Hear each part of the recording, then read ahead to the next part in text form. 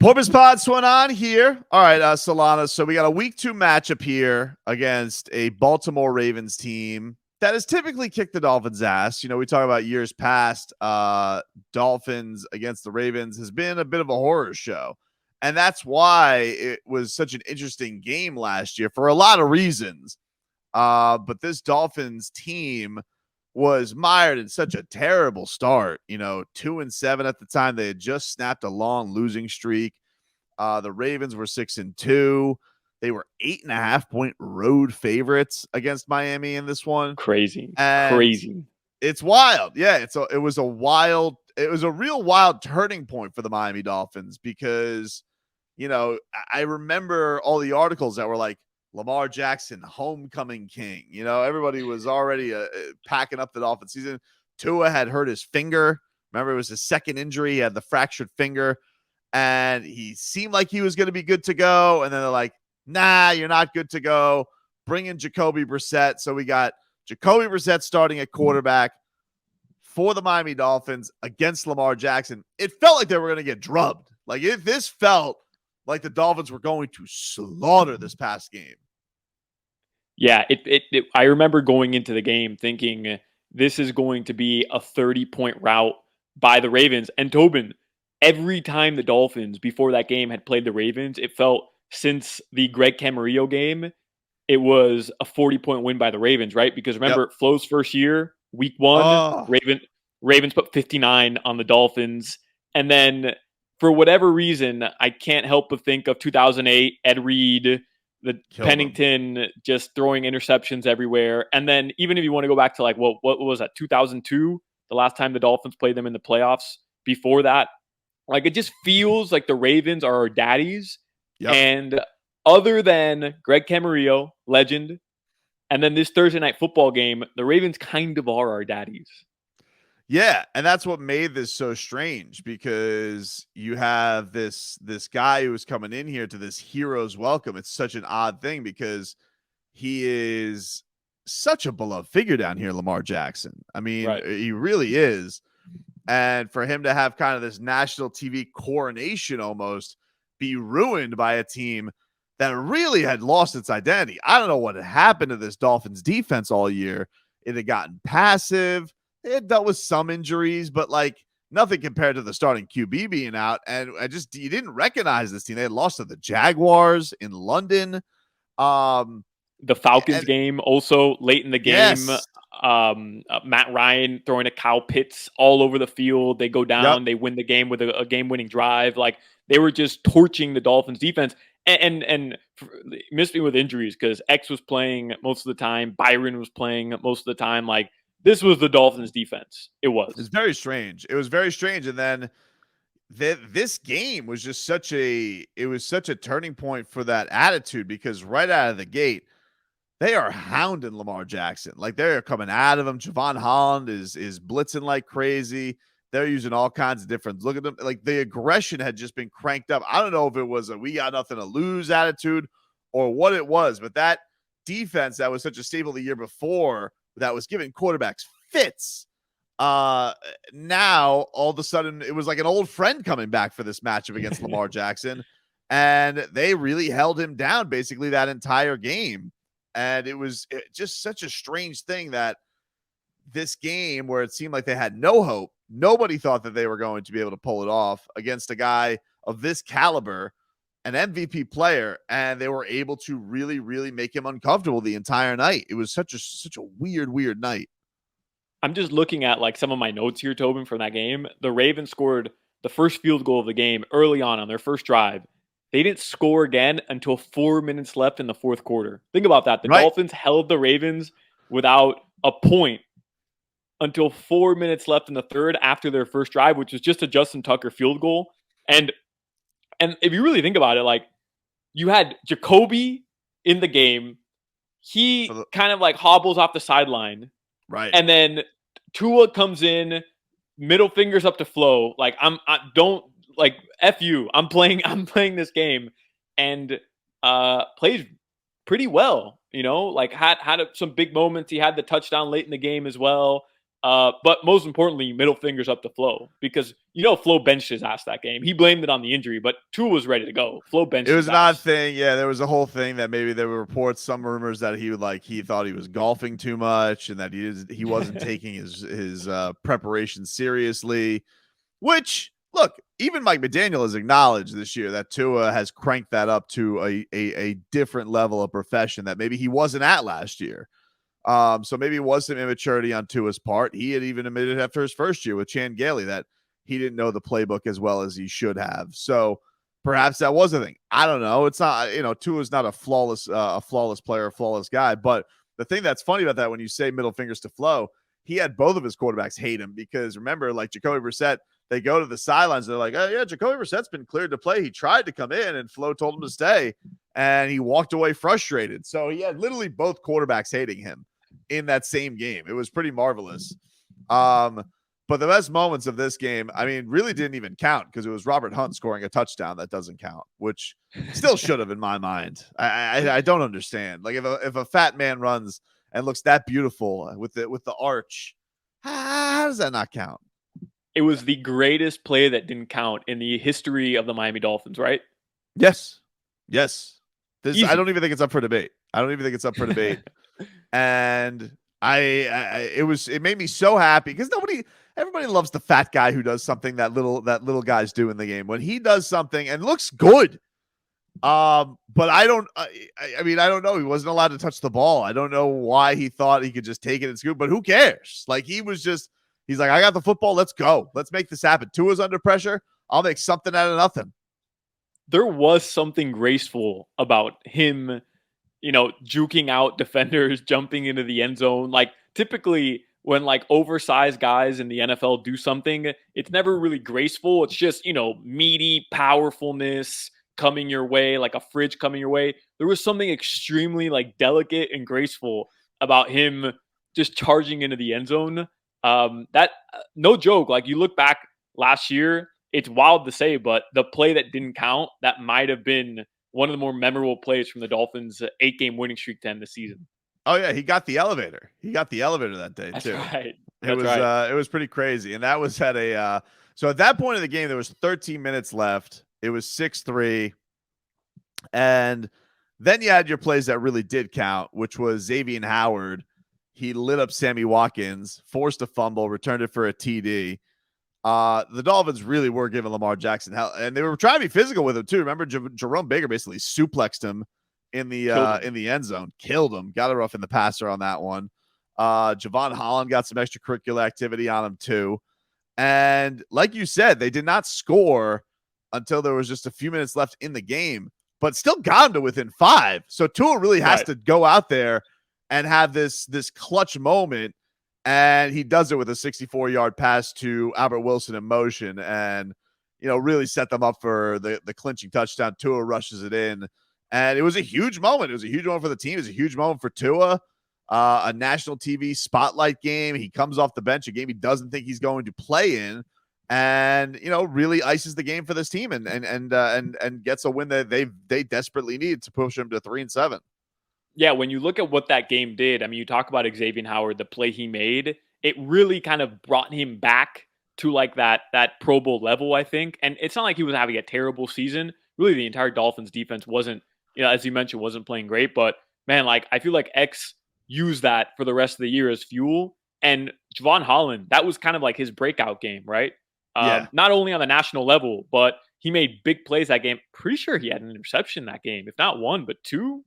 Do I have that right? Like he definitely, maybe not. Oh no, it was Justin Coleman who had an interception that game. But Jevon Holland, no, but he was four tackles. He had a sack on Lamar, as we mentioned. Like he was everywhere that game. Yeah, he was just flying. He was in Lamar's face at all times. Just a really, really great. It was just such a season-changing game for the Dolphins. Now, yeah, obviously they went on a win. I think they won 5 more straight after this up until the Tennessee loss, which was obviously crushing. And we don't have to talk about that right now. But the point is, this game meant a lot for Tua. And really, I think took a lot of the wind out of the sails of Lamar Jackson, who was, riding high at this point. He thought he was going to come into this hero's welcome, and the Dolphins really spoiled his party. So sets up for a lot of interesting scenarios that you have two non-divisional teams with this, interesting connection of a quarterback who's out here liking photos of himself in Dolphins uniform. He's in a standoff with a contract with a team that isn't really sure if they're going to invest in their quarterback long term. So this has some interesting storylines going into it, in that if Lamar Jackson does kick the Dolphins' ass, there's going to be a base down here because he's loved and because he's really awesome. Let's go get Lamar Jackson. He's unhappy there. If they won't pay him, Stephen Ross will pay him. Right. And then there's also the case of Tua, who could also do what he did to Belichick and be like, nah, player, I'm 2-0 against him too. I'm just rolling on here. So it's kind of I know quarterbacks don't play each other, but quarterbacks are very much like head coaches, and they're based on their record. And so it does matter. And it does matter for Tua, and it does matter for, I think, the for the fan base to see that Tua now has 2 wins over this guy in the 2 meetings they've had facing each other. Yeah, and Tobin, look, I know a lot of people want to forget about it because it happened so long ago, but Stephen Ross wanted Lamar Jackson. That was a rumor. I mean, was it a rumor? Like, are we not ready to confirm that? I don't know. Because I've heard like 9 different accounts of it, but there were many reports that said that he told the draft room to take Lamar Jackson, and they didn't. They wouldn't take him. And I think that they said if he didn't, because I think that was the year they took Minka. I think that he was saying, well, then we should trade back if we're not going to take Lamar Jackson. And they didn't take Lamar Jackson. He ends up in Baltimore, obviously. He's, him and Josh Allen have been the 2 successful QBs from that draft class. So if that is the case, he may, even if he doesn't, there's no way Stephen Ross, who's literally suspended for tampering right now to try and get Tom Brady, was trying to get Deshaun Watson to settle all his suits. If Lamar Jackson becomes available, you bet your ass if Tua doesn't work out, he's going to try and go get him. It's not even a question in my mind. That's absolutely going to happen. Yeah, I don't think anybody would be upset about that either. I want Tua to work so bad. I really do. But Lamar, I'm down. Would it be? All right, we come back. We'll do a little echolocation. We'll hear from some of your Dolphins going into this week 2 matchup. And Ravens dealing with some big-time injuries as well. We'll give you updates on that. Porpoise Pod swims on after this. Pod swimming on here as Tobin and Solana here, previewing Dolphins and Ravens, getting ready for some week 2 action. Let's get to a little echolocation here, Solana, and hear what our Miami Dolphins have to say going into this one. As we mentioned, this was a coming out party of this last matchup last year for the Snowman, Jevon Holland. And he was asked some questions that he wasn't really willing to dive into. Here is Jevon Holland.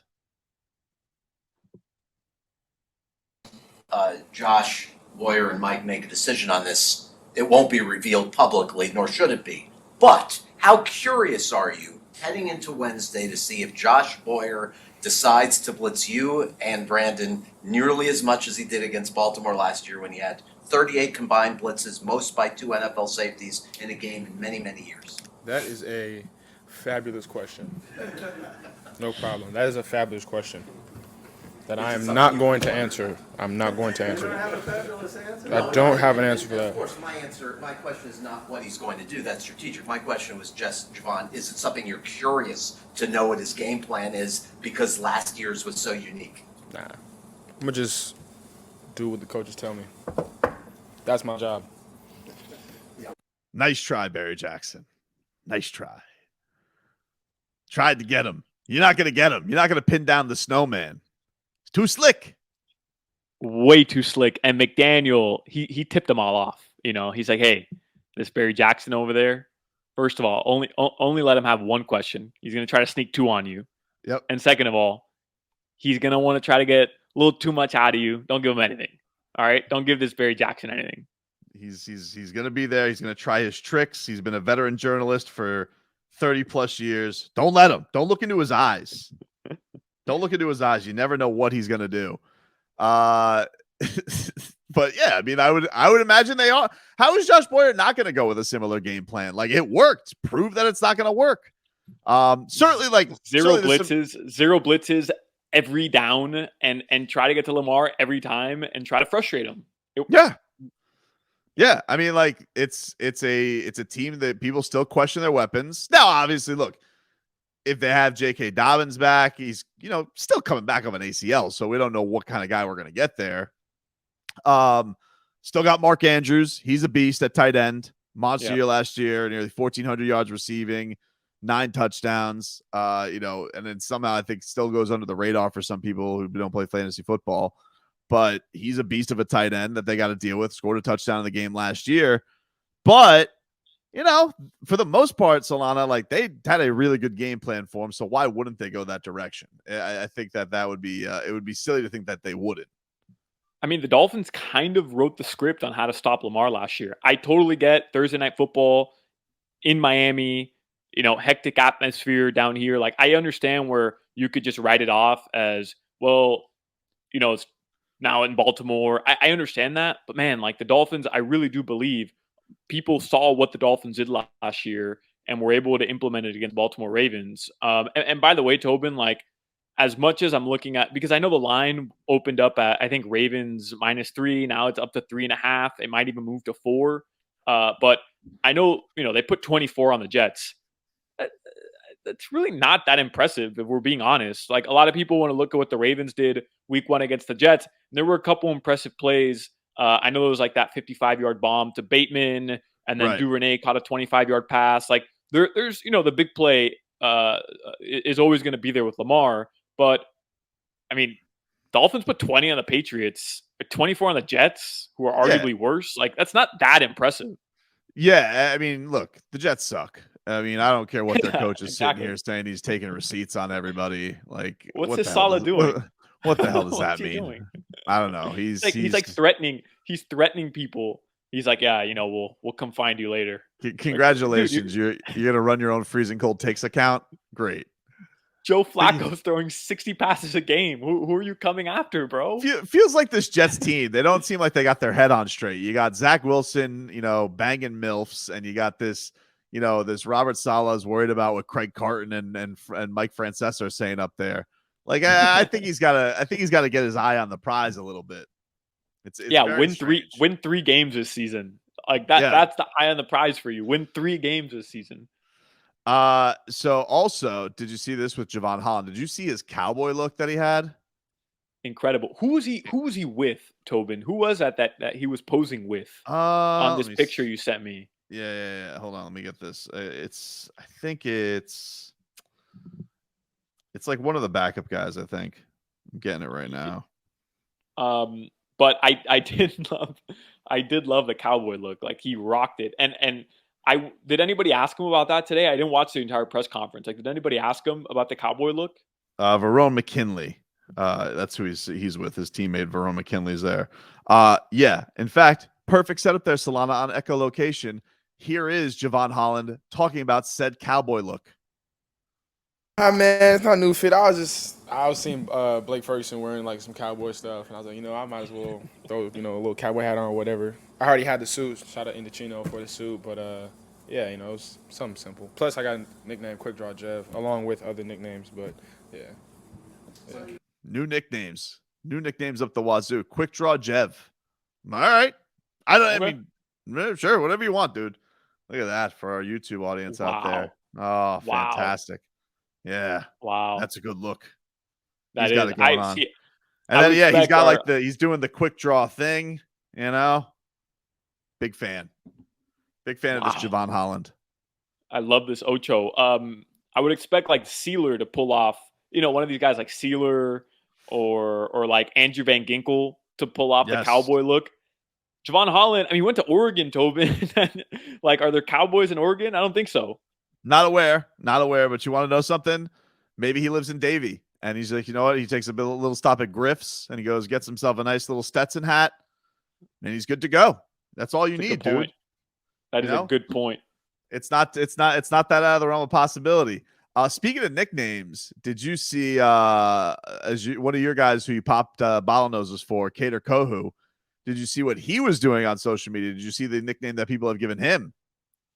No, I did see the nickname, but I also I saw his response to it, and he didn't seem, he almost was like, "Hey, I like that you guys are giving me love, but Yes. also I need another nickname."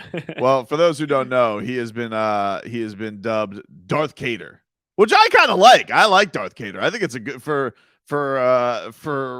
1 week for them to already have Darth Cader. I think it's pretty damn good Yeah. for Cader Kohu to have. But apparently he wants people to try for other stuff. He is. I don't think he's completely sold on it. I don't know if he's going to get anything better than that. Does anything pop off because I'm good at nicknames. I feel like in my own mind, I don't think I have anything for Cader Kohu because it would just be a play on who, which I don't think is something you want in sports. Yeah. I mean, I'm terrible at nicknames, you know that. But like his response, it was great. He's like, "Darth Cader is cool. I like it. Let's see if we can come up with another one." 3 exclamations. I think Darth Cader is better than Quick Draw Jev. What do you? I mean, like, oh, for sure. Quick Draw Jev is like, it's very random. I don't know. I don't even understand why. Is he wordy. I feel like Quick Draw Jev would be like something if you were a quarterback, you'd be quarterback. Quick Draw, you know. Right. But it's kind of a weird name for a safety. I don't really understand it. Maybe he was watching like Happy Gilmore. Shooter. I mean, that's that's the only thing I can think of. Yeah, Quick Draw Jev, a little wordy. Yeah, it is. It's a tongue twister. Snowman's as good as it gets, dude. Yeah, you're the snowman. All right, that's what we're gonna go with. But Darth Cader, I don't know, Cader Kohu. I think you should embrace that one, dude. You know people love. Hey, just a little thing, a little hint, Cader. People like Star Wars. They like Star Wars, dude. I think you should steer into that one. That should be your nickname. Before we wrap this thing up, Solana,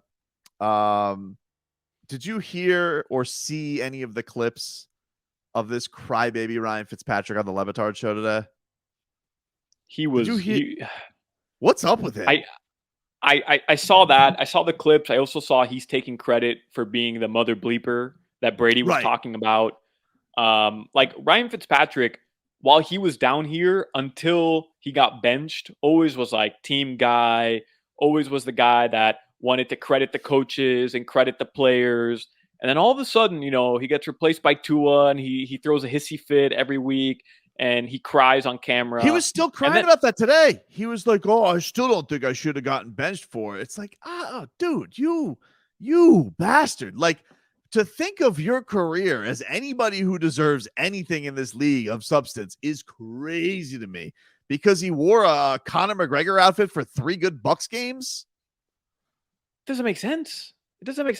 And Tobin, let's be 100% honest. I mean, you mentioned it. He's a journeyman. But now because you're on Amazon TV, you want to come around, do the media tour, and you want to, you know, stir the pot a little bit so that people will tune in. Hey, Fitzy, settle down. Okay? The only reason why people like you is because you have a nice beard. You're wacky guy. You are supposed to be wacky guy. You can't be serious. Like, and here's the thing.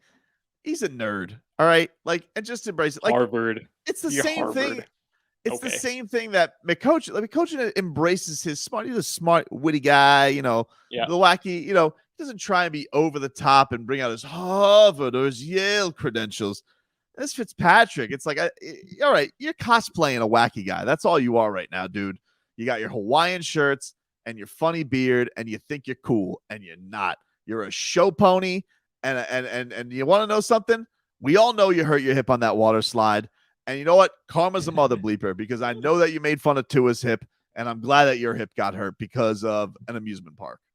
You know what? Stu Gotts asked a very fair question. Very fair question. And inconsequential, by the way. Inconsequential because he's not on a team anymore. It doesn't matter anymore. He's retired. Like, just be honest. Let's have some fun. Let's have some fun, beard boy. You want to be so funny with your beard and your Hawaiian shirts? Answer the question.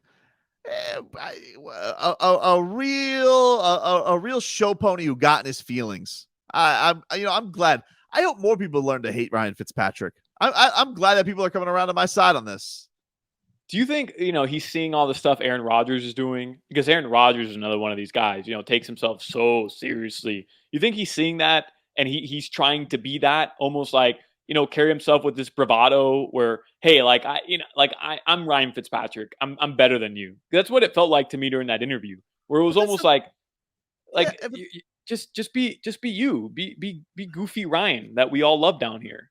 but the thing that's silly about it is Aaron Rodgers taking himself seriously. Okay, he's one of the greatest quarterbacks ever. Tom Brady wants to take himself seriously. All right, I'll hear you out. But Ryan Fitzpatrick, what are we talking about here, dude? The guy played for half the league. Huh? Because I think the only reason it's because like he grew in fame because of Twitter. Like that's what it's like. It's like why people like Mac Hollins. It's like because he solves a Rubik's Cube on Instagram. He's not a good receiver. I don't understand this. And I'm one for the silly sauce. I love hijinks. But okay, if you're hijinks guy, be hijinks guy. Trust me, I've made a pretty good career off of it. I'm not all of a sudden going to get insulted because somebody says, so what happened then when you ate that crow by a former NL MVP? Oh, I don't want to talk about that. It's a great day of shame. No, if you're a clown, be a clown, Fitzy. Make me a bicycle. Speaking of TikTok guy, that great video from Mac Hollins, his most recent one, teaching us how to do foam rolling. Talk about running out of ideas. He goes, man, I don't really know what to do here. Look at here. I'm in the training. You know what? I'll do it on foam rollers. Let me Google up 3 things that I can make in 13 seconds. Good riddance. Show me how to roll on foam, Mac Hollins. A minute-long video on how to roll on foam. Thanks, Mac Hollins. Hey, I will say, you downed the football like a god in this past Ravens game. We're gonna miss it. We're gonna miss it, dude. And your little dance because you got a ball inside the 5. All right, that's our Porpoise Pod for today, everybody. Thanks for tuning on in. Solana, you're a beaut. And by the way, Leroy stubbed his toe in the driveway, and I think that was karma for him, coming after you. Leroy is ripping me for going into work, and my knee swelled up a little, being in pain. He's ripping me. I mean, Leroy hasn't left his house. When's the last time you saw Leroy in person, Tobin? I saw him like one time, and that was only because his internet cut out. It's incredible. It's incredible. Now he's got a hotspot. He won't come in even for that. Told me he's getting a bone fusion. We'll see how he recovers, old man.